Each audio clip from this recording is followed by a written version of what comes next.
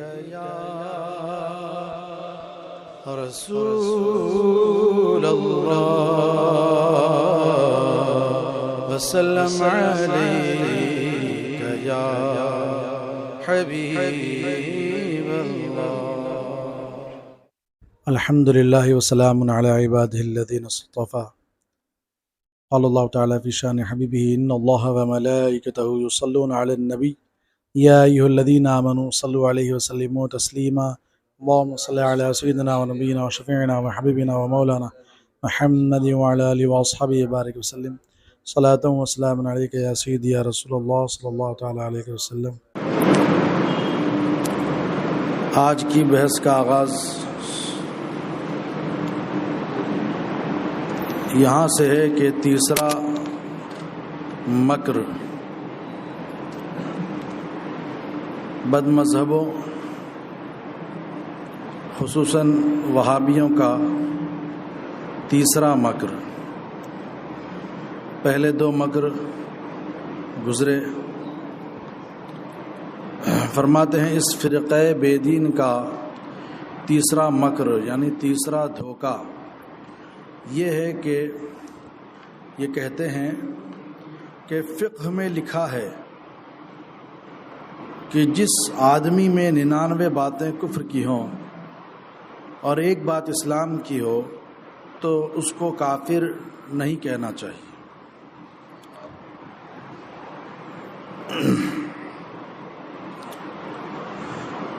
اعلیٰ حضرت فرماتے ہیں اولاً پہلی بات تو یہ ہے کہ یہ مکر خبیث، یہ دھوکہ ایسا ہے کہ سب مکروں سے بدتر ہے اور ضعیف،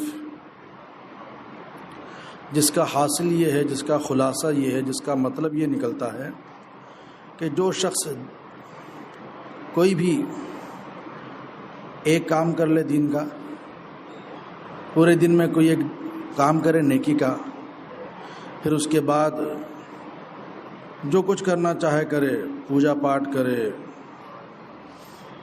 فرماتے ہیں کہ مثلا جو شخص دن میں ایک بار اذان دے یا 2 رکعت نماز پڑھ لے اور 99 مرتبہ 99 بار بت کو پوجے، شنکھ پھونکے، شنکھ یہ ان کا مذہبی کوئی باجا ہوتا ہے۔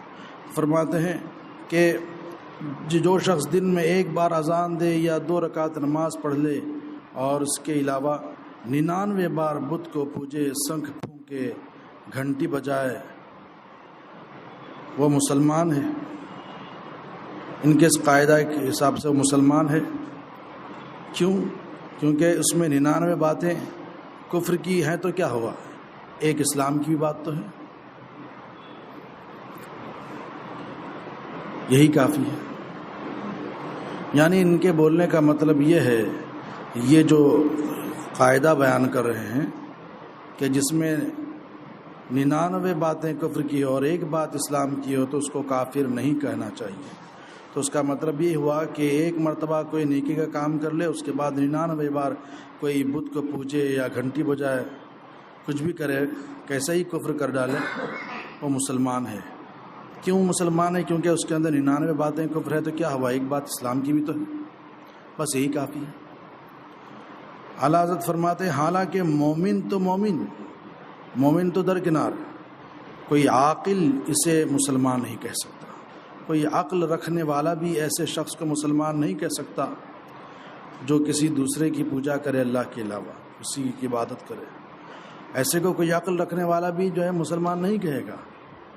مگر ان کے اس قاعدے کے حساب سے وہ مسلمان ہے۔ کیوں مسلمان ہے؟ ایک بات تو اس کے اندر اسلام کی ہے۔ فرماتے ہیں دوسرا نقطہ، ثانیاً اس کی روح سے، اس قاعدے کی روح سے سوا دہریے کے سرے سے خدا کے وجود ہی کا منکر ہو۔ دہریہ کہتے ہیں اس شخص کو جو خدا کو نہیں مانتا، جس کا یہ عقیدہ ہے کہ خدا کوئی چیز نہیں ہے، بس یہ دنیا کا نظام ایسے ہی چل رہا ہے۔ تو فرماتے ہیں کہ اس قاعدے کی روح سے سوا دہریے کہ وہ سرے سے خدا کے وجود ہی کا منکر ہو، تمام کافر، مشرک، مجوس، ہنود و نصارہ، یہود یہ ہندو، کرسچن، یہودی وغیرہ دنیا بھر کے کفار سب کے سب مسلمان ٹھہر جاتے ہیں کہ اور باتوں کے منکر صحیح، اور باتوں کے منکر ہے تو کیا ہوا؟ آخر خدا کے وجود کے تو قائل ہیں، وجود خدا کے تو قائل ہے۔ ایک یہی بات سب سے بڑھ کر ہے، سب سے بڑھ کر اسلام کی بات ہے یہ، بلکہ تمام اسلامی باتوں کی اصل الاصول ہے یہ بات، کیا؟ خدا کو ماننا۔ خدا تو کو مانتے ہی ہیں وہ لوگ، تو ان کے حساب سے یہ سب جو ہے وہ مسلمان ہی ٹھہرے۔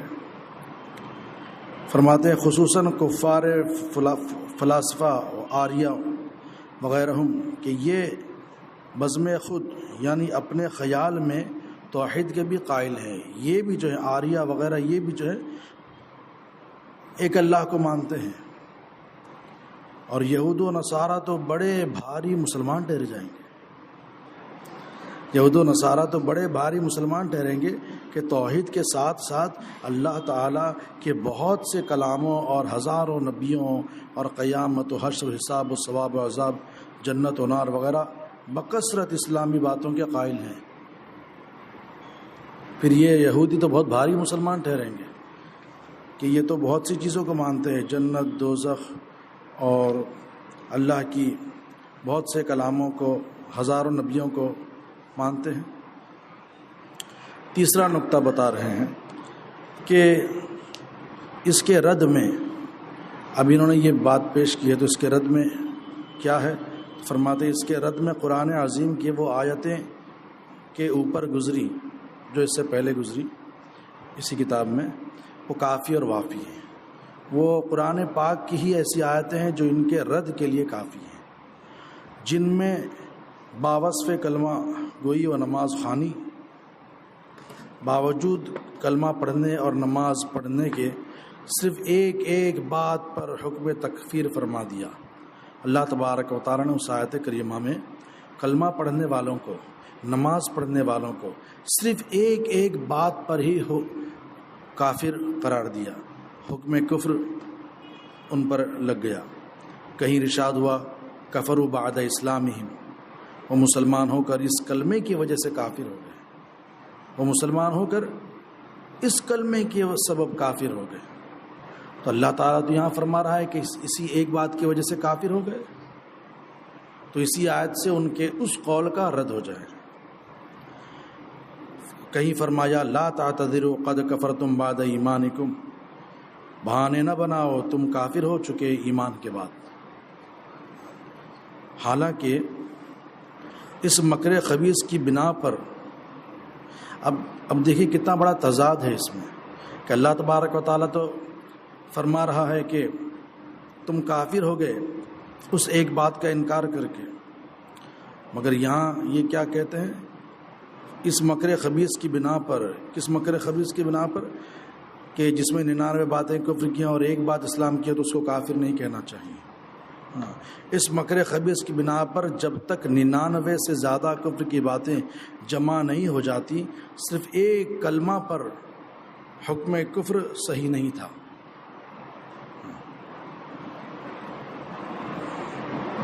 ان کے نزدیک کافر وہی ہے کہ ساری باتوں کو نہ مانے۔ فرماتے ہاں شاید اس کا جواب وہ یہ دیں کہ خدا کی غلطی ہے، معاذ اللہ خدا نے غلطی کر دی، یا خدا نے جلد بازی کر دی، یا جلد بازی تھی کہ اس نے دار اسلام کو تنگ کر دیا،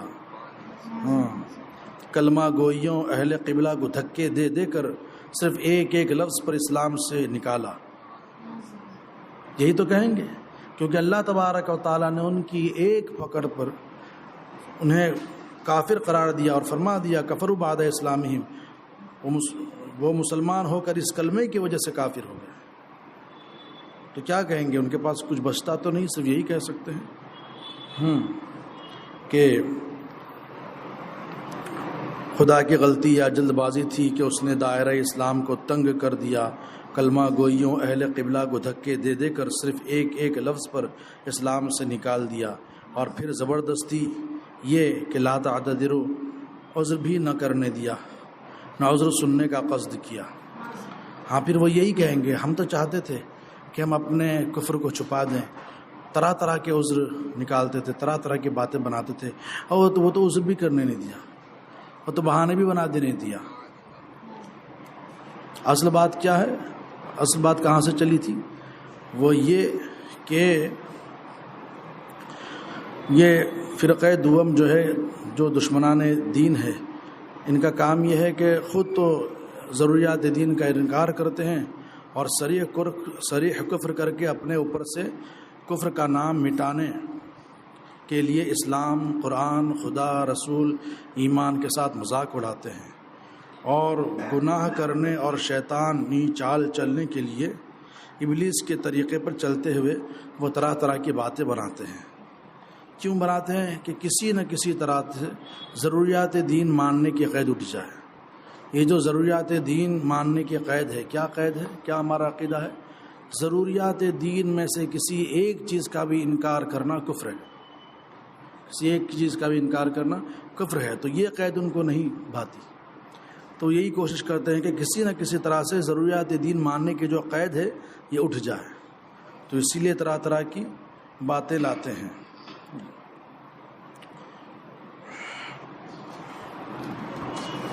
کبھی کہتے ہیں کہ امام اعظم کا تو مذہب ہے کہ لا نکفر احدا من اہل القبلہ، کہ ہم اہل قبلہ میں سے کسی کو کافر نہیں کہتے، اور پھر یہاں پر تو حد سے بڑھ کر وہ یہ کہتے ہیں کہ جس میں 99 باتیں کفر کی ہوں اور ایک بات اسلام کی تو اس کو کافر نہیں کہنا چاہیے، معاذ اللہ۔ تو قرآن پاک ہی کی صریح آیت سے ان کی اس بات کا، اس قاعدے کا رد ہو جاتا ہے، اور پھر ان کے پاس کوئی جواب دینے کے لیے باقی کچھ نہیں بچتا۔ اگر کہیں گے تو صرف اتنا ہی کہیں گے کہ اللہ تبارک و تعالیٰ نے دھکے دے کر لوگوں کو صرف ایک کلمے کی بنیاد پر اسلام سے نکال دیا، اور ہمیں عذر بھی کرنے نہیں دیا، بہانے بھی بنانے نہیں دیا۔ اللہ تبارک و تعالیٰ ارشاد فرماتا ہے الا لعنت اللہ علی الظالمین، خبردار ظالموں پر اللہ کی لعنت ہے۔ یہی بحث اور بھی آگے تک جاری ہے۔ اللہ تبارک و تعالیٰ کی بارگاہ میں دعا ہے کہ اللہ تبارک و تعالیٰ ہمیں ہر قسم کی بد مذہبی سے بچائے، وہابیوں کے شر سے بچائے، اسلام اور سنیت پر قائم و دائم رکھے، اسی پر ہمارا خاتمہ فرمائے۔ سبحانک اللہم و بحمدک لا الہ الا انت استغفرک و اتوب الیک برحمتک یا رحمت۔